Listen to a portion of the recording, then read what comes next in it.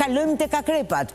Një vendosje e uranit përsëri në një pozicion të tillë me diellin e tyre që edhe këtu imponon ndryshimin.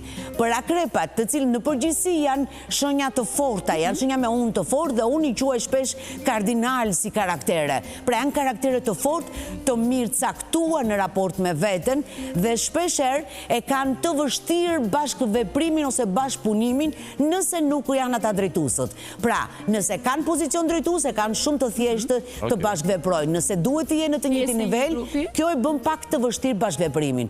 Do të duhet me këtë uran të mësohen me idenë e bashkëveprimit me të tjerët, jo detyrimisht duke qenë këta më lart. Nëse marrin të këshill dhe e zbatojnë ose punojnë, përgatisin vetëm për ta zbatuar, jam e sigurt që 6 mujori i dytë do shënoj fillimin e një periudhe shumë stabël dhe shumë të qëndrueshëm. Nëse jo, u duhet ta duhet që të sforsojnë veten për të bërë atë çfarë duhet. Ndryshimin në mënyrën se si vendosen.